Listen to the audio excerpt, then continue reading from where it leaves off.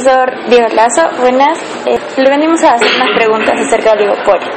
La primera es, ¿qué es el oligopolio? Un concepto breve y sus principales características. ¿Qué tal? ¿Cómo estás? Bueno, el oligopolio es una estructura de mercado que básicamente lo que hace es estudiar la interacción entre los competidores. A diferencia de los demás, la decisión que yo tome impacta en la decisión que tome mi rival. Los demás se asume que cada competidor toma una decisión clara. Entonces el oligopolio es eso, una interacción, son unas decisiones estratégicas. Las principales características son la dependencia. La producción depende de cuánto tú produzcas. Hay información, a veces hay información perfecta. Hay veces de que según cierto modelo tú puedes decidir producir antes que tu competidor. Y bueno, básicamente los bienes pueden ser o no sustitutos, no necesariamente son bienes homogéneos. ¿Por qué se dice que en el oligopolio la demanda es quebrada? Bueno, este es el tema de la demanda quebrada, que responde al hecho de que cuando compiten se tienen que repartir el mercado. Entonces, la demanda total se divide entre los competidores y al existir la capacidad de existir bienes distintos, la demanda que yo enfrente, que yo abastecer, va a ser distinta. Es decir, según mi estructura de costos y lo que yo ofrezca, la demanda que yo observe no necesariamente tiene la misma característica que la demanda del mercado total. Puede ser más elástica, puede ser menos elástica. Lo que tendría que ver con la pendiente, etcétera, etcétera. Y otras variables más. Sí, básicamente es la elasticidad en tema de si el bien es sustituto o frente con qué lo comparas, ¿no? Si es un bien normal o muy inferior. Claro, tendríamos que analizar los tipos de bienes. Existen varios modelos en el oligopolio para determinar los precios. Uno de los que más nos pareció importante fue el de la empresa dominante y el de liderazgo en precios. El modelo de empresa dominante es una variación.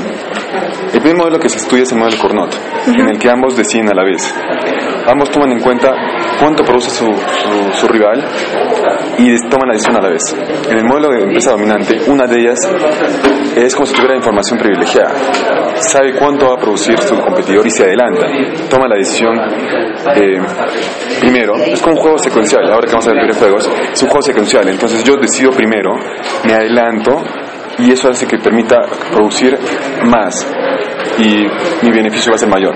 Es decir, es como una situación de información privilegiada. La empresa dominante se adelanta, los demás solamente se tienen que acomodar. Exacto. Entonces yo obviamente voy a abastecer más de mercado, voy a obtener un beneficio mayor y los demás se comportan como si fueran Cournot, es decir, con la misma estructura del modelo, pero te siguen. El beneficio es claramente distinto. El dominante gana más del mercado. El liderazgo en precios también puede ser así. O sea, en el primer momento tú decides producir, pero también le puedes dar la vuelta al modelo para que sea el liderazgo en precios. Es decir, la empresa dominante coloca un precio y los demás le siguen. Entonces es una cierta variante del modelo en realidad, pero hace que yo decido, los demás me siguen, dado que yo tengo una proporción mayor de mercado, etcétera. ¿Nos podría explicar así brevemente lo que es la teoría de juegos? Claro, la teoría de juegos es muy interesante, en realidad me gusta mucho investigar sobre eso. La teoría de juegos es básicamente eso, es explicar cómo se comportan las personas cuando toman en cuenta el comportamiento de alguien más. Son decisiones estratégicas. En realidad es una muy buena aproximación a la vida, porque casi nunca tú tomas decisiones aisladas, ni siquiera cuando te compras una cerveza o cuando sales con tus amigos. Las decisiones siempre son con respecto a alguien más. Por ejemplo, la típica, que es muy estudiada en la teoría de juegos, es cuando tú sales con tu enamorado. La típica que se llama la guerra de los sexos, ¿no? Tú quieres ir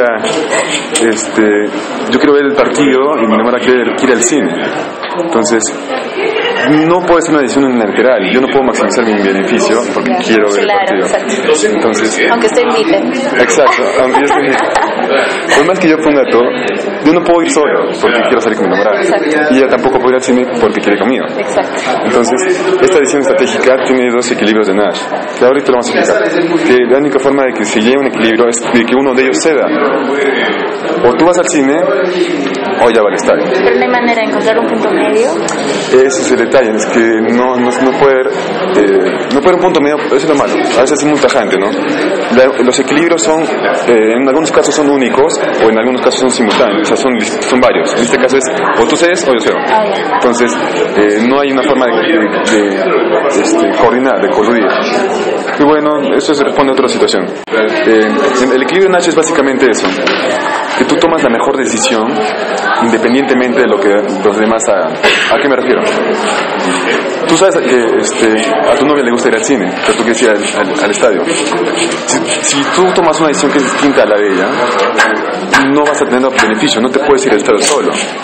Entonces tú tomas la decisión pensando en la otra persona. Entonces yo me voy al cine. Entonces el equilibrio Nash es eso, es tú decidir lo mejor que puedes, independientemente de lo que los demás hagan. O sea, yo sé que ellos quieren esto, entonces yo voy a tomar esta decisión y no hay forma de que me cambies.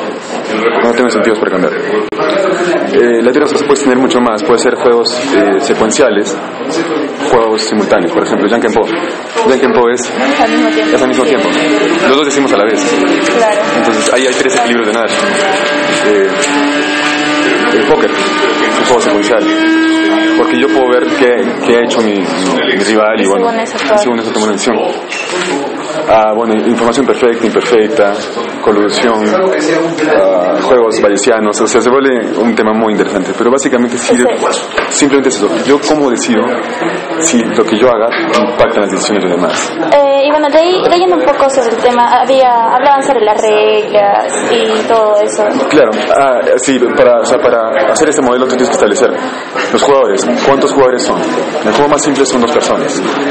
Las reglas son, por ejemplo, si es secuencial, si es simultáneo, si la información es perfecta o imperfecta. Información imperfecta, claro, perfecta es que yo sé qué vas a hacer, o sea, qué es las posibles alternativas que tú tienes y cuánto ganas. Por ejemplo, no sé, en un contrato yo sé cuánto estás invirtiendo y cuánto tienes para perder, cierta información perfecta. Pero en otro tipo de juegos, por ejemplo, 2 rivales en publicidad, yo quiero publicitar mi producto, pero yo no sé cuánto vas a invertir tú en la publicidad, no sé cuánto quieres abarcar, entonces los juegos pueden ser con información perfecta o información. Y adicionalmente, eso sería básicamente las reglas y los jugadores. Básicamente siempre usa 2, porque cuando se complica con más, ¿no? N jugadores. Ya es más complicado. Sí, pero siempre lo bueno de la teoría que siempre llega a la convergencia. Entonces cuando juegan N jugadores, tú puedes decir, si 2 jugadores se comportan así, por inducción, si los traes a N, se debe comportar más o menos así. Y comparando la teoría de juegos con los modelos, ¿cuál sería mejor aplicar? ¿Los modelos o esto?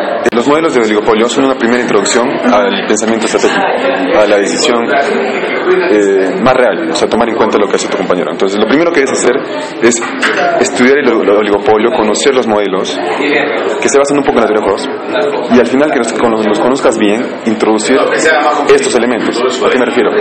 Cournot, Dominante, Bertrand, Stockelberg, todos estos modelos tú los puedes expandir con la teoría de juegos, es decir, definir bien por qué llegan a ese punto.